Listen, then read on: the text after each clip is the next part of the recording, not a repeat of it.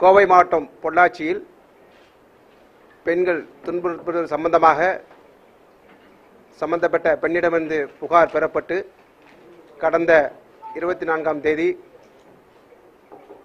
பொள்ளாச்சி கிழக்கு காவல் நிலைய குற்ற எண் 59/2019 கீழ் வழக்கு பதிவு செய்யப்பட்டு வழக்கில் சம்பந்தப்பட்ட முக்கிய 4 எதிரிகளில் 3 எதிரிகள் சபரீஷ், சதீஷ், வசந்தகுமார் ஆகியோர் 25ஆம் தேதியும் மற்றும் மிக முக்கிய குற்றவாளியான திருநாவுக்கரசு 5ஆம் தேதியும் கைது செய்யப்பட்டு நீதிமன்ற காவலுக்கு அனுப்பி வைக்கப்பட்டுள்ளனர். மேலும் இந்த வழக்கில் புகார்தாரரின் சகோதரரை மிரட்டியது தொடர்பாக புகார் பெறப்பட்டு அவ்வழக்கில் சம்பந்தப்பட்ட 4 எதிரிகள் செந்தில், வசந்தகுமார், நாகராஜ் ஆகியோர் கைது செய்யப்பட்டு நீதிமன்ற காவலுக்கு அனுப்பப்பட்டுள்ளனர். பெண்ணை துன்புறுத்தியது தொடர்பான வழக்கில் கைது செய்யப்பட்ட 4 குற்றவாளிகள் மீதும் குண்டர் தடுப்பு சட்டத்தின் கீழ் நடவடிக்கை எடுக்கப்பட்டு வருகிறது. இந்த வழக்கில் வேறு நபர்களோ அரசியல் தொடர்போ யாருக்கும் தொடர்பு ஏதுமில்லை.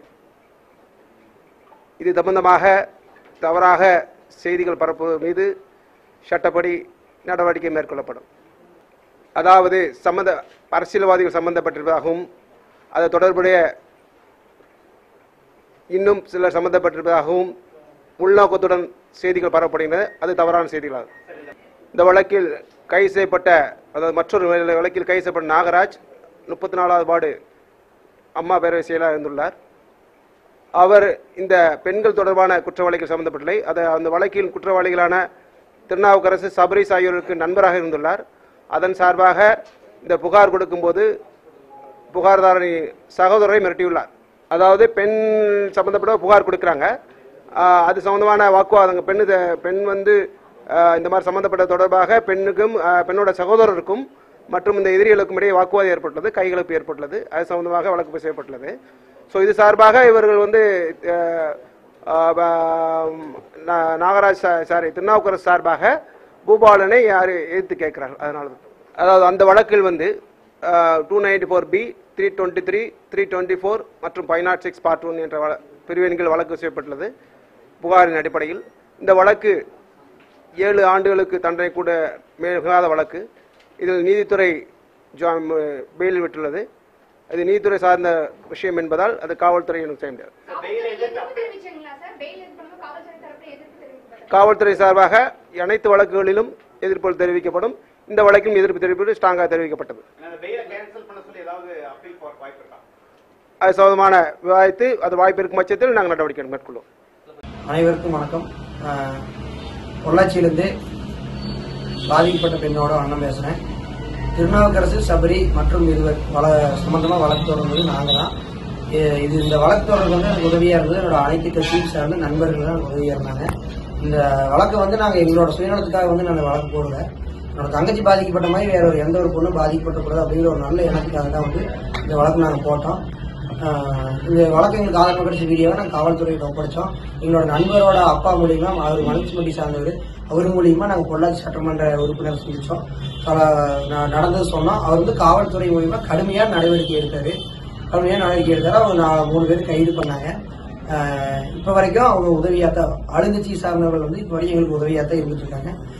ஒரு சில அரசியல் விசமிகள் அவங்களோட சொந்த அரசியல் நோக்கத்துக்காக நேற்றுல இருந்து பாத்தீங்கன்னா நேற்று எலெக்ஷன் டேட் அறிவிச்சிருக்காங்க. அந்த ஒரு இதுல ஆளுங்கட்சிக்கு கெட்ட பேர் ஏற்படுத்தணும் அப்படிங்கிற ஒரு இதுக்காக இணையதளத்துல அவதூறு பரப்பிட்டு இருக்காங்க. அவங்க நான் ஒன்னே சொல்லிக்கிறேன், உங்ககிட்ட அப்படி அவங்க பண்ணுனாங்க அப்படின்னு உங்க மேல உங்கள்கிட்ட ஆதாரம் உங்ககிட்ட இருந்தால் மட்டும் அந்த செயல் நீங்க செய்யுங்க. அப்படி உங்களோட ஆதாரம் இருந்தால் நீங்க காவல்துறை கிட்ட கொடுங்க. காவல்துறை உரிய நடவடிக்கை எடுப்பாங்க. உங்களுக்கு தோன்றதையோ இல்ல உங்களுக்கு அவங்க மேல எவ்வளவு கெட்ட பேர் ஏற்படுத்த முடியுமோ அந்த அளவுக்கு நீங்க பண்ணணும்னு நினைச்சு இணையதளத்துல தவறான பதிவை தயவு செஞ்சு போடாதீங்க. நாங்க அவங்க முடிஞ்சா அவங்க 4 பேருக்கும் தூக்கு தண்டனை வாங்கி கொடுக்குற அளவுக்கு நீங்க போராடுங்க. உங்களால முடிஞ்சது பண்ணுங்க. தயவு செஞ்சு உங்களுக்கு உதவி பண்ணவங்களுக்கு வந்து எந்த ஒரு கெட்ட பேரையும் ஏற்படுத்தி கொடுக்காதீங்க. உங்க அரசியல் ஆதாயத்துக்காக ஏற்படுத்தி கொடுக்காதீங்க. இப்ப வரைக்கும் என்னோட தங்கச்சி பேரு வெளியே வராம இருக்கிறதுக்கு காரணம் வந்து எங்களுக்கு உதவி பண்ணவங்களும் மீடியா நண்பர்கள் மட்டும்தான். அவங்களுக்கு வந்து நான் நன்றி தெரிவிச்சுக்கிறேன். யாரும் வந்து அரசியல் ஆதாயத்துக்காக எங்களுக்கு உதவி பண்ணவங்களுக்கு கெட்ட பேர் ஏற்படுத்தாதீங்க. ஹாட் சினிமா அப்டேட்ஸ் உங்களுக்கு தெரிஞ்சுக்கணும்னா உடனே நம்மளுடைய ஃபன் நெட் வீடியோவை லைக் பண்ணுங்க, ஷேர் பண்ணுங்க, கமெண்ட் பண்ணுங்க, மறக்காம சேனலை சப்ஸ்கிரைப் பண்ணுங்க.